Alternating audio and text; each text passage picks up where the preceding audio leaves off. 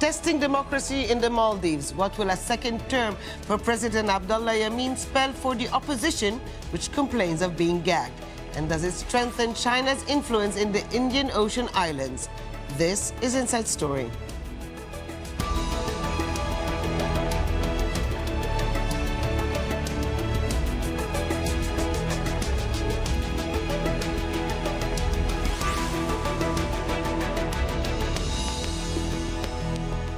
Welcome to the program. I'm Hoda Hamid. They are scattered across the Indian Ocean, more than 1,000 coral islands. They are the Maldives, loved by tourists from all over the world for their beaches, blue lagoons and tropical reefs. About 250,000 voters there are choosing a new leader. But the presidential election has been no paradise for the opposition. Rivals to President Abdullah Yameen have been jailed or exiled. Critics say he's become a one ruler, cementing his power by oppression.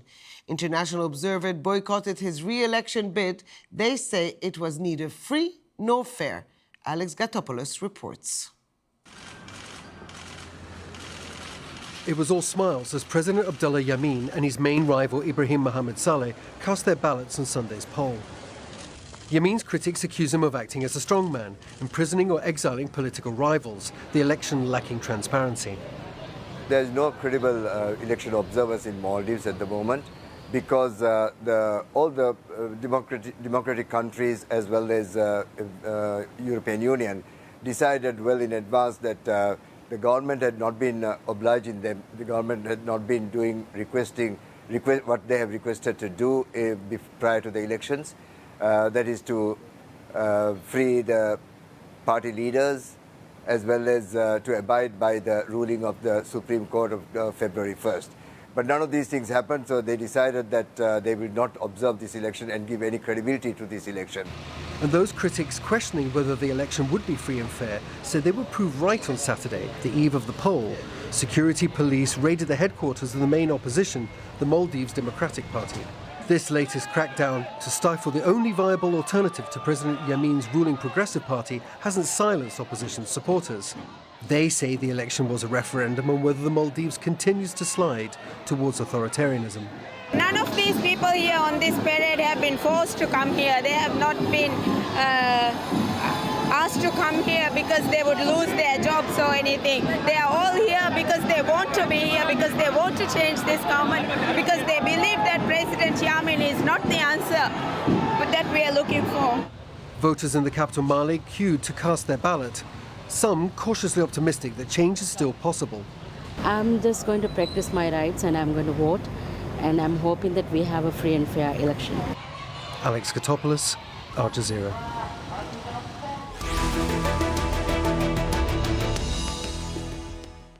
Okay, so let's bring in our panel. From Colombo, Ahmed Naseem. He's a Maldivian opposition leader and former foreign minister. In London, we have Jeffrey Salim Waheed, Deputy Permanent Representative in Geneva for the Republic of Maldives.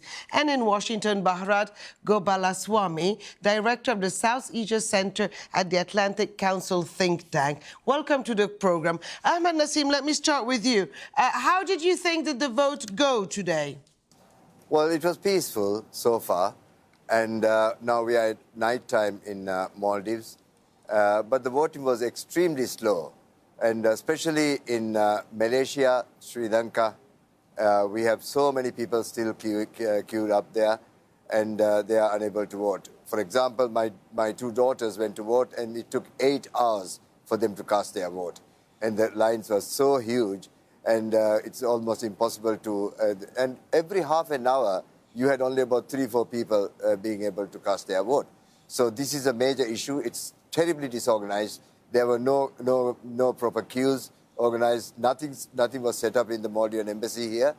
And so it was very difficult for everybody. And parents with children, they had to go off because they just can't wait in the sun outside on the road to get into the embassy for such a long time.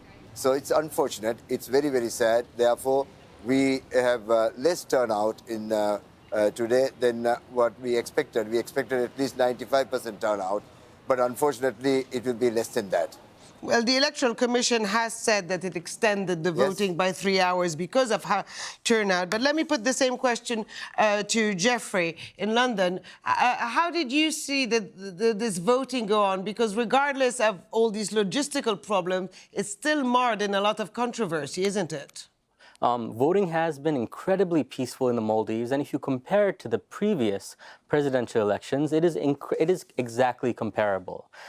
We know for a fact that with presidential elections, we do have a very high voter turnout. We usually have more than 90%. We expect to have the same for this election. And as usual, the voting time was extended, and anyone who is in line by 7 p.m. today will be allowed to vote. I think our embassies, our more than almost 500 polling stations, ballot boxes that have been distributed across the Maldives, every official is going to do everything they can to make sure that every voter is able to vote, and we will see that. We will see that from the voter turnout rate at the end of today. Okay, Bharat, you know, about a decade ago, the Maldives there was a lot of optimism in the Maldives. Everybody was hailing its transition to democracy. Now, this vote is called by many experts a test for democracy. What happened? Well, I mean, I think what's happening is you see these are this is work in progress. This is evolution of democracy in its nascent phase, and you're right to point it out that this is a litmus case test. Yeah, the optimism is there, and democracies go through these cycles and these phases, and that's what's happening to Maldives right now. But what is happening is, as both my colleagues from the opposition and the ruling put it as, there are two different perspectives. And I think what's more disturbing for me is the lack of international observers to have an independent, neutral voice to say which side. Until then, we'll have a he said, she said kind of a dilemma out here. Well, Jeffrey, maybe you can answer that, because both the EU and the UN didn't send observers to these elections simply because they were saying that they were not going to be fair and free, and they didn't want to be seen as endorsing President Yameen. Now, there has been a lot in the days and the weeks leading to the vote. There has been, as I said earlier, a lot of controversy, and the opposition has been muzzled up. Firstly, the opposition hasn't been muzzled. If you look at the demonstrations, the very vibrant media that we have in the Maldives, you can see that they're very active. They've been campaigning across the nation and even internationally. When it comes to the UN and to the EU, you actually don't have either of them saying that it is not going to be a free and fair election in the Maldives. They're not saying that at all. When it comes to the UN, the only way that election observers can be dispatched to the Maldives is through a Security Council resolution. Unfortunately, that didn't happen. The Maldives has invited everyone to come to the Maldives. If you are there in person, you can see exactly what's happening with each ballot that goes. You have the representatives of each of the candidates that are present at every single polling booth across the country, and you have one of the most free, fair, and transparent methodologies that's used anywhere in the world. Okay, well, Ahmed, Naseem, I just wanted to know from you, do you agree with what Jeffrey just said? And also, have you been able to campaign freely? Have you been able to hold the amount of rallies you wanted to hold in the lead up to this vote? No, not at all. Not at all. We were given a space in Male just for one rally, and that shocked the ruling regime. And now later on we requested for 5 more nights, and they refused to do that. And also the European Union and others did not come because there were certain demands that the European Union made. European Union believed that all the political leaders have been arrested and they should be released before the elections. Otherwise, it is not going to be free and fair. So we have a candidate that all the political leaders have agreed for, and he is the one who is campaigning. But the problem here is that there was never a chance of having a free and fair election in Maldives because we did not get equal opportunity to campaign. Neither did we get the people who should be contesting in the election to contest. So in July this year, the European Union made some demands, and these were not adhered to by the government. They arrested Supreme Court judges. They came through the roof and dragged the Chief Justice on the floor and dragged him out of the office and put him in jail. And they've got the former president who served the country for 30 years in jail now, being President Yameen's own brother, own half-brother. And we have President Nasheed, who is in exile. We have the leader of the Jamhuri Party, JP, in exile. We have Adal Party leader in jail. And two of his vice presidents are in jail. And the defense ministers are in jail. Police commissioners are in jail. And I can't understand what Jeffrey is actually speaking about being free and fair. See, the free and fair does not mean it happens on the day of the voting. Even today it is not free and fair. The voting itself is not free and fair because all the ballot boxes are packed with activists from the ruling regime, and that's not fair. We should have non-party people there sitting as officials at the ballot boxes. Nothing like this has happened, and our people are deprived to enter the Sri Lankan embassy, and PPM people were allowed to enter first, and they were very rude, extremely rude to our people. And so all these things go to say very straight that this is not a free and fair election. Okay, I'm sorry to interrupt. Let me just bring in the ballot box was not free and fair. I'm sorry to interrupt. I'm just going to bring in Bharat. So we heard two opposing points of view here. You have followed and monitored what was going on in the Maldives for the past few months. What's your take on these elections? Is it what Jeffrey says, that it's been free and fair, or is it what Ahmed Naseem says, that actually all opposition has been excluded or jailed or exiled, and it's really a free ride for incumbent President Abdullah Yameen? You know, I'm going from what is available to me publicly, and from what I've been witnessing and observing is most of the people that, like Naseem pointed out, have been either in jail or in exile. And the number of rallies, you know, I'm originally from India. I come from a vibrant democratic society.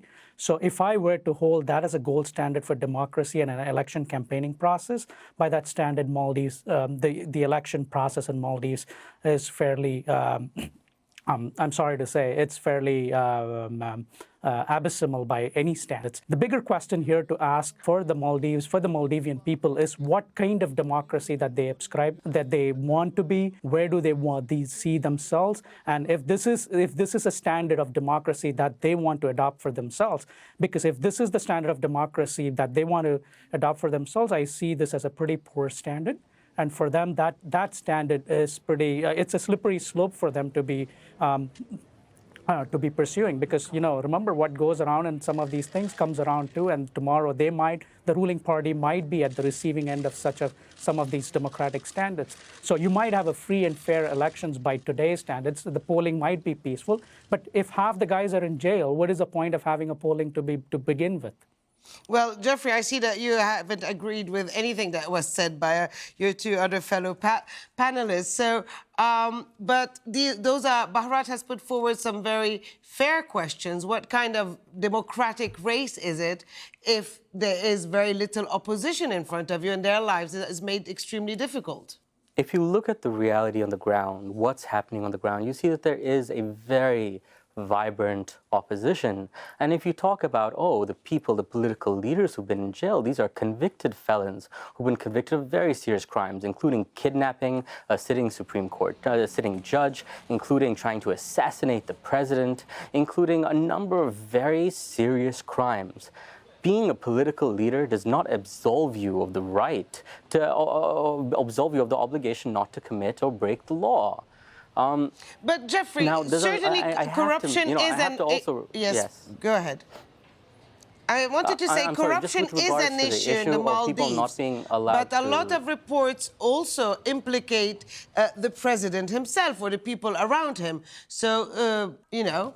And that's exactly why this president has created an incredibly strong commission for asset recovery to investigate corruption. And of course, we have strengthened the existing anti-corruption commission. But I'm sorry, I really want to go back to the point about people not being allowed to vote. If anyone is being turned away from a voting station, that is a crime. It is illegal. It has to be reported to the Election Commission right away. There's not a single Maldivian who wants to vote who should be barred from voting in any measure.